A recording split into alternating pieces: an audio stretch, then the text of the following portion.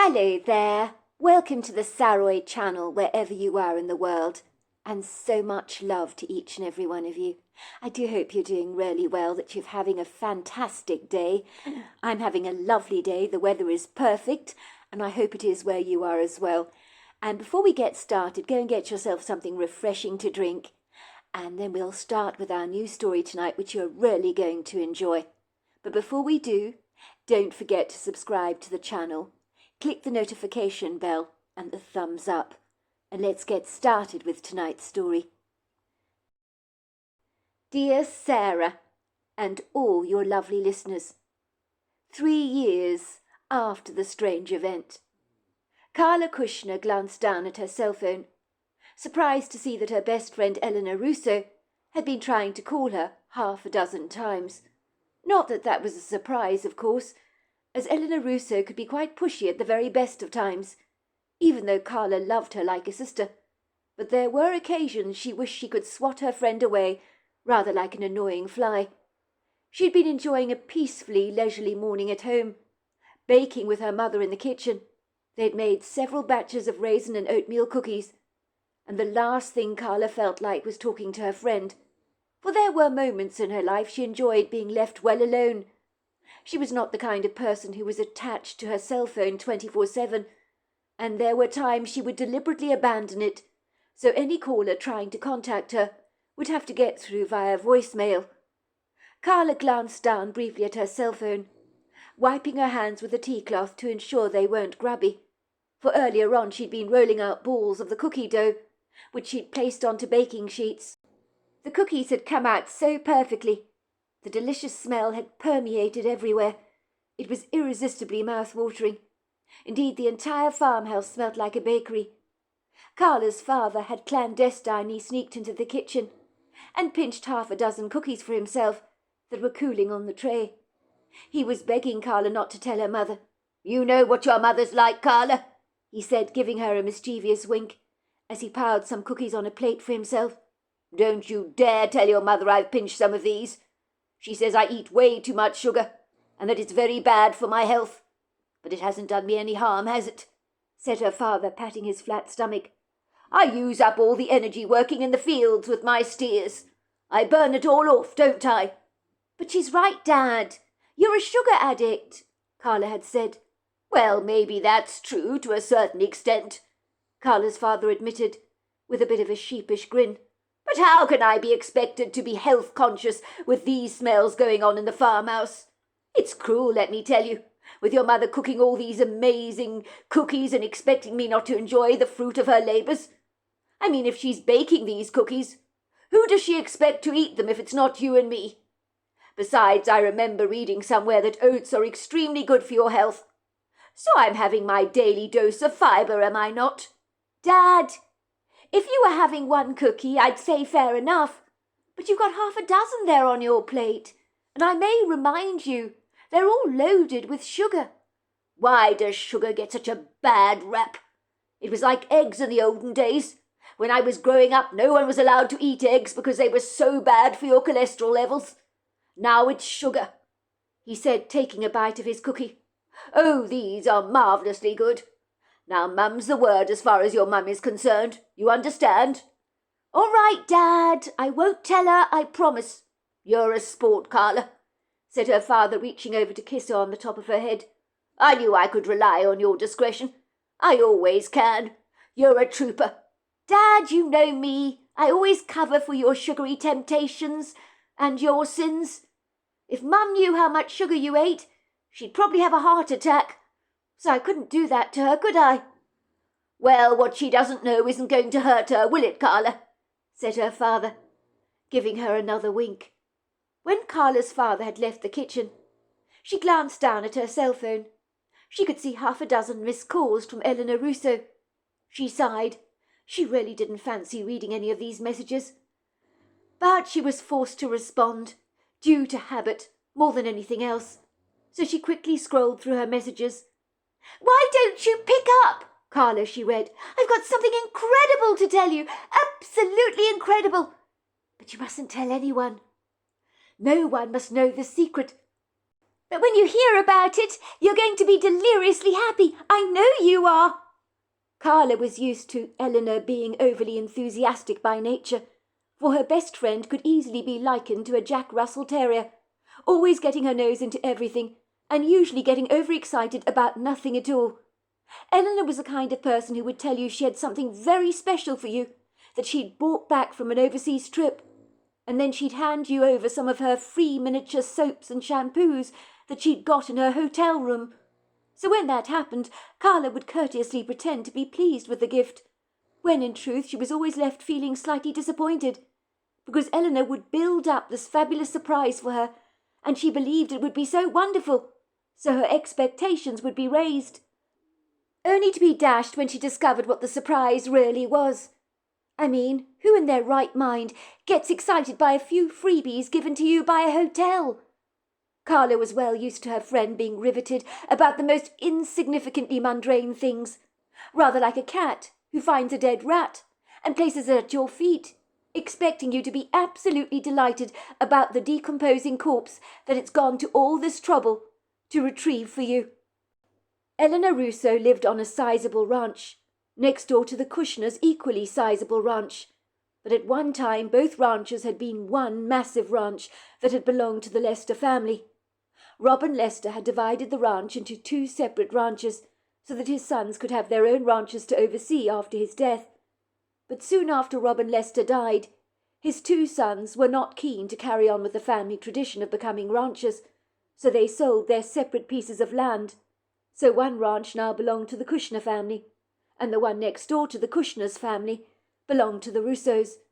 You could walk to the Russo ranch via the dirt road, or simply through a labyrinth of old-growth trees to get to the other property. Old Mr. Robin Lester had designed the ranches to be this way. So for many years, both the Kushners and Russos would regularly take a shortcut to each other's ranches by walking through the sprawling woodgrove, and it was certainly easier than taking the dirt road. So from a convenience perspective, it was great for both families, who would eagerly pop over to each other's ranches at will. The area they lived in was a rural part of Montana, boasting exceptionally magnificent views over the mountains, pretty alpine fields bursting with wildflowers, woodgroves of tall, lofty trees, a plethora of indigenous wildlife, and of course the splendid big blue skies that Montana is revered for. Cara and Eleanor had known each other since they were little, growing up next door to each other, and had become as close as sisters, as both the Kushners and Russos were great friends, so family engagements always seemed to include both families. 3 years earlier. One unsuspecting day the Russos' lives took an unexpected turn, as Paddy Russo, who was Eleanor's first cousin, had moved in with the Russos to become a permanent member of their household, as he wanted to learn all there was to know about becoming a rancher. Carla still remembered that day that she had received a call from Eleanor, who was enthusiastically saying, "You won't believe what just happened. You're not going to believe it, Carla."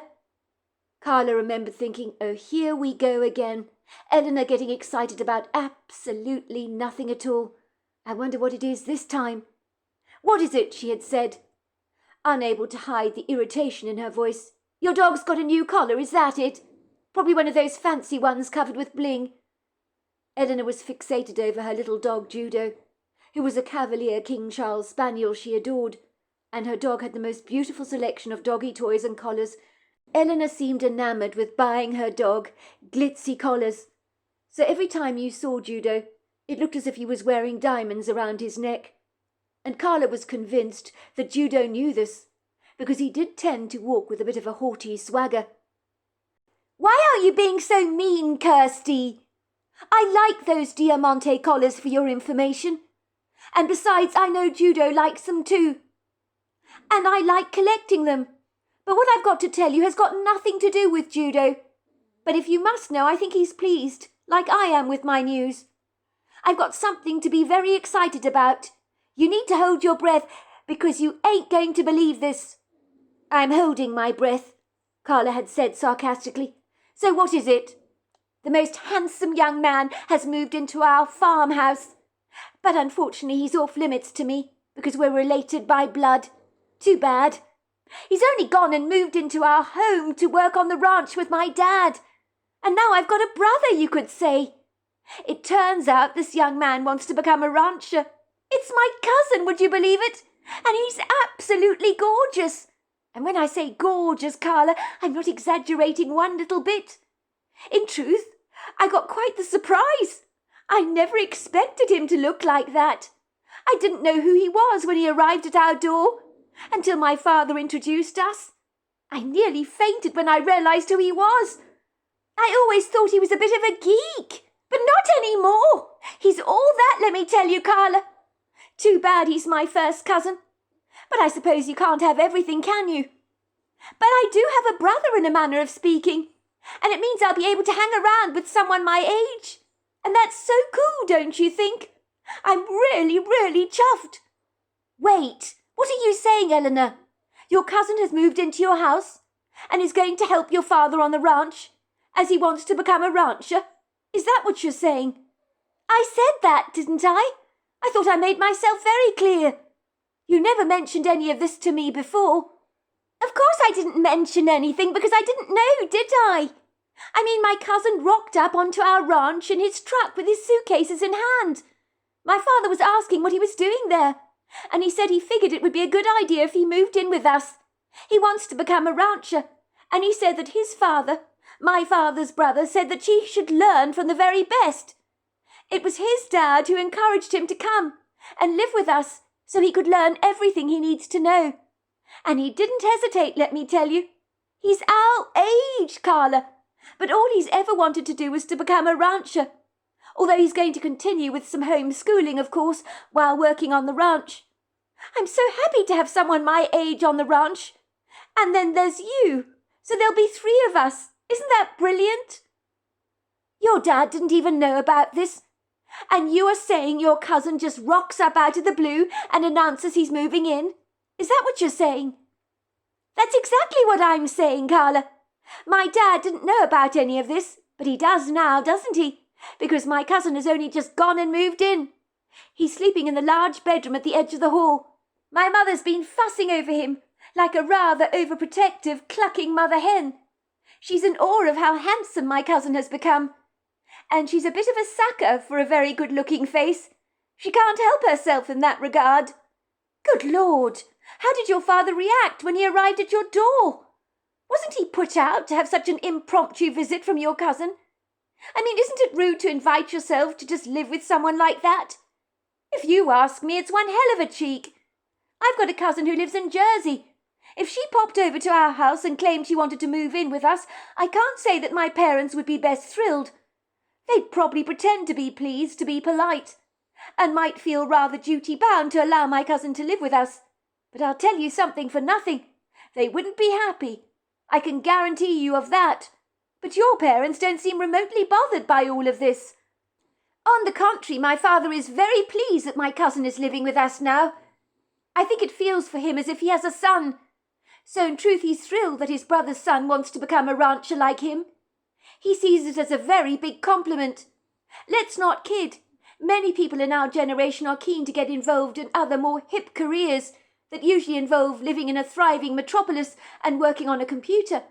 But my cousin wants to work on the land. He loves the idea of being a cattle rancher like Dad. So I guess he takes after my father in that regard. Think about it, Carla. My 2 older sisters, Eva and Caitlin, left home a long time ago. And you know, I'm the youngest. I think Dad was always secretly rather sad he didn't have a son who could follow in his footsteps and potentially take over his ranch one day when he retired. He never said anything to us, of course, but I suspected he wished he did have a son. So let's just say he was delighted that Paddy just rocked up like out of the blue like this and asked my dad to take him under his wing. My father is chuffed, let me tell you. I know this because he was walking up and down rubbing his hands together in glee, something he only ever does when he's as pleased as Punch over something. I actually overheard him tell my mother he was so happy that Paddy wanted to become a rancher and could one day take over our ranch. I tell you, he's built for the job. He's so impressively strong, let me tell you. He looks like a real cowboy, and I'm not exaggerating either. He arrived at our farmhouse with a New York accent, but not looking anything like a city boy as you might expect. I think he's an outdoorsy type of person who doesn't like living in a city very much. He said he was glad to be away from the concrete jungle of New York. When he arrived at our doorstep, he was wearing cowboy boots, a cowboy hat, and a very large belt with a big buckle. I genuinely thought he was a local. At the same time, he was so handsome, with his wild blonde hair and steely grey eyes. He reminds me of the man that played Crocodile Dundee, but I can't remember who his name was. It was a long time ago, but he's got that look about him. There's nothing mediocre about him at all. He seems to also enjoy getting his hands dirty. And when I watched him working with my dad yesterday, I could see he belonged out there in nature. I was watching him riding in the fields with my father. The steers were running ahead of them. And I want to tell you, he looked as if he'd been in those fields all his life. I'm telling you, Carla, he looks like a natural rancher, as if he was born to do this job. And my father thinks he's a complete natural on horseback. Of course, my mother thinks the sun shines out of his backside. She thinks he's grown into a heartbreaker. I think he's the same age as we are, older by a couple of months probably, which makes him about 15 and a half at a guess. Wait a minute. I remember you had a cousin called Paddy. Haven't I met him before? Yes, you did, many years ago. We were both about 7, remember? The nerdy boy with the blonde hair who you didn't like particularly much. Well, that is my cousin Paddy. I can't believe you actually remember his name. It was a long time ago. If I remember correctly, he threw your doll into the lake on your property in order to rile you up and get some kind of reaction out of you. And he made you so upset. You weren't best pleased with him and refused to talk to him again. You were crying like a baby when your doll got lodged up in the reed bank under some water. You said Paddy had murdered your doll, and your father had to walk around to the reed bank in his boots to recover your doll for you. Paddy had been staying with us for about 3 weeks or so.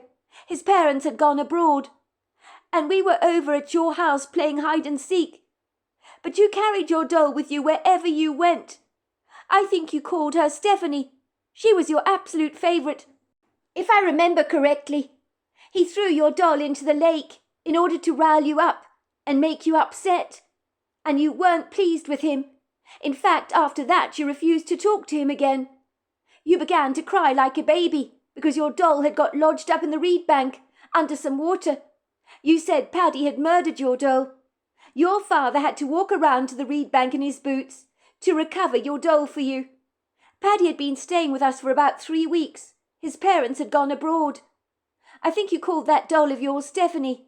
She was your absolute favourite. But after Paddy threw her in the lake, you wanted nothing to do with him.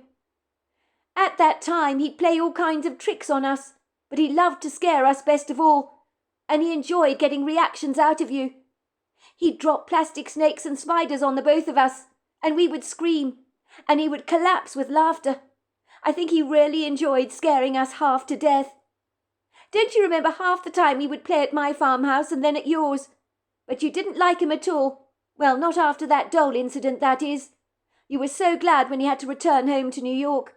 It's weird, because you wouldn't expect with him growing up in a New York environment, being influenced by the allures of the city and the bright lights, that a boy such as him would be interested in becoming a rancher and moving into our ranch like this. But I'm telling you, that's exactly what he wants to do. My father says that he's impressed with how mature Paddy is, and he has no doubt what he wants to do with his life. It's pretty cool for me because, as I was saying, it's like I've got a brother now, and someone who's around permanently, and about my age to talk to, apart from you, of course. He's so very nice, though, and he's got great manners. When I saw him, he remembered my name. He remembered yours as well. He even asked after you, and whether you'd recovered from the fact that he tried to murder your doll all those years back. He thought it was hilariously funny, of course. Oh, I bet he did, said Carla contemptuously. Some things just don't change, do they? So you do remember my cousin, then? Asked Eleanor. Oh, yes, I remember him. Very well, in fact. Which is rather unfortunate, Carla snorted. How could I forget him? He was an obnoxious thing back then, and by the sounds of things he still is. I remember he cruelly mocked me relentlessly, calling me a sissy because I liked my doll Stephanie. I still vividly recall the wicked, vindictive grin on his face when he snatched Stephanie away from me, ran towards the lake and threw her into the lake. You know why he did it, Eleanor? I'll tell you why. He did it purposely. He did it to get a reaction out of me. Because you know what? He loved upsetting me. I'll have you know he ruined that doll of mine. I was bawling my eyes out, I really was. My father found my doll while your cousin watched him retrieving it for me. And boy did he smirk when Stephanie was pulled out of the water with one of her arms dislodged. He began to laugh because she now only had one arm because the other one wouldn't fit into place. And he thought it was so terribly amusing. So no, I haven't forgotten about him. He was rotten to the core, and I didn't like him one single bit. But that was then, Carla. You've got a great memory, but it is rather selective, if you don't mind my saying so. You seem to remember all the bad things about that time. But I recall things so differently. It wasn't all bad, you know. We had a great deal of fun when Paddy stayed at our ranch for those 3 weeks. We played all kinds of wild games together, but all you can think about now is that doll incident. People do change, you know. You may not have liked Paddy back then, but you would now. I know you would. He's drop-dead gorgeous. Oh, I sincerely doubt that's true. Paddy is probably as nerdy as I remember him to be. I hate to say this to you, Eleanor, but your standards of what is attractive are not desperately high. I remember you thought Danny Kirkmonger was attractive at school, and he had nasty braces on his teeth and zits all over his chin. At the time you were going on about how great-looking he was, and I thought you were actually kidding. But it turns out you were being deadly serious. But Danny was good-looking. You only looked at the zits and the braces, didn't you, Carla? Which is very shallow of you, if you don't mind my saying so. I could see beyond all that. Besides anything else, have you seen Danny now? He's quite the stunner, and I'd be happy to go out with him if he gave me the time of day. But he doesn't, unfortunately. When I see him at church, he keeps his eyes glued to Miranda Hutchinson. I think he really likes her, but he hasn't got the guts to ask her out. I think he's rather shy like that. Well, Danny might have improved in the looks department, but as far as I'm concerned, once a loser, you're always a loser, and that applies to your cousin Paddy. He's made of inferior cloth as far as I'm concerned. Big deal he's back in town, and too bad that he's moved into your farmhouse with you. He probably wanted to become a rancher because he wants to do the rest of his schooling at the ranch, not that there's much left of that now, and avoid doing any further education. I'm sorry, but I don't want anything to do with the likes of him. Just so you know. And don't you dare bring him around to our ranch to introduce me to him. I've got a very long memory, and I haven't forgotten what he did to my doll all those years back. And I don't forgive easily. Are you kidding me, Kirsty? What on earth is wrong with you? You're like a dog with a bone, refusing to let go of a grudge you seem to have been nursing for years. One sorry incident with Paddy over a doll, and you've tarnished him for life in your mind.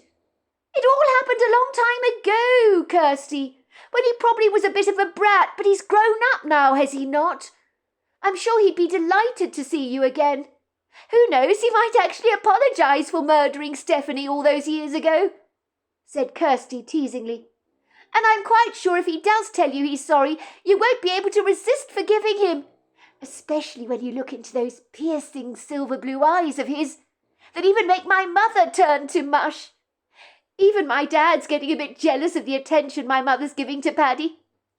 She's even phoned her girlfriends, telling them to eat their hearts out because we have a movie star living under our roof. You think this is funny, don't you, Eleanor? I'm sorry, but it isn't, snapped Carla, feeling rather hot under the collar with her infuriation. Why couldn't Eleanor understand that she never wanted to see her good-for-nothing brat of a cousin ever again? Of course he hadn't changed, and besides all that, even if he had, she didn't want anything to do with the likes of him. Not after he'd thrown her doll into the lake on their property. In her rational adult reasoning, she knew of course she was being nonsensical and rather ridiculous, but she certainly couldn't help the way she felt, as from the unfortunate moment she had had the privilege to meet Paddy Russo, he'd got under her skin like an infestation of maggots. What Paddy did back then to my doll was cruel, she told Eleanor, It's pathetic that he wants to become a rancher. Why doesn't he stay in New York where he belongs? Leave us alone. As I said, he's too lazy to get a degree. That's what this is about.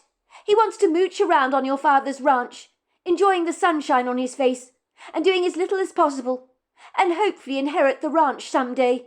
I know the type. You'll probably find his own father kicked him out, which is why he dumped himself on your family instead. It's not like that at all, Carla.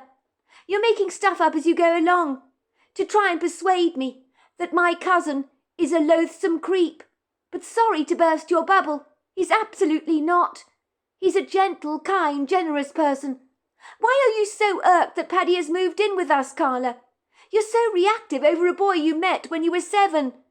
And as for getting a degree, I don't think Paddy is the kind of guy that's cut out for that. He's outdoorsy, isn't he? Although, according to my father, he's academically very bright. So he's done well at school. But he would hate to become an accountant like his father. If you want to work with nature, that's what you invariably do, don't you? And that's the path that Paddy clearly wants to take. And you know what I say? Good on him. Apart from anything else, you and I well know that becoming a rancher is by no means an easy life. It's probably easier to get a degree than to spend your days managing all those steers, like our families both do. Don't undermine how hard our parents work. Both our fathers get up at the crack of dawn. They spend all the hours God sends out of doors.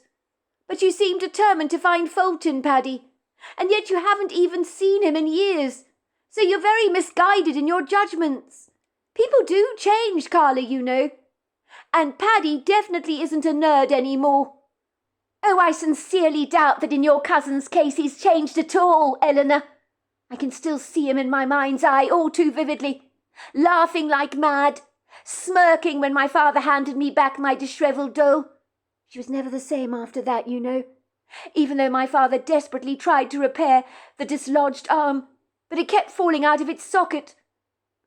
There you go again, Carla, harping on and on about something so desperately trivial that happened when you were 7 years old. Get over it, girl. You're grown up now, for God's sake. You're not a kid anymore. You don't care about dolls now, so why are you getting a bee in your bonnet about this?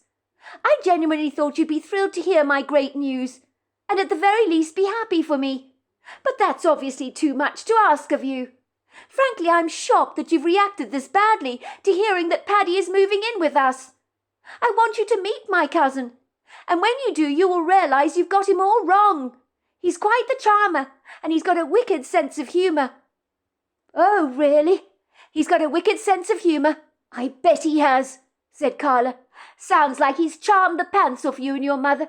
Now I need to go. I've got to help my mother with shelling the peas for dinner tonight. Don't be like this, Carla, please. Like what? Well, so short with me. So abrupt. Well, what do you expect me to do, Eleanor? As usual, you phone me up all enthusiastic about this so-called great news of yours, and then lo and behold, it happens to be the worst news ever. Your annoying cousin is back in town. He's staying with you, not for a few days. No, he's only gone and moved in with your family permanently. And you expect me to be happy about this? I don't want him hanging around with you and me in his spare time, like he did when we were little. That ain't gonna happen. You can't avoid my cousin forever, Carla.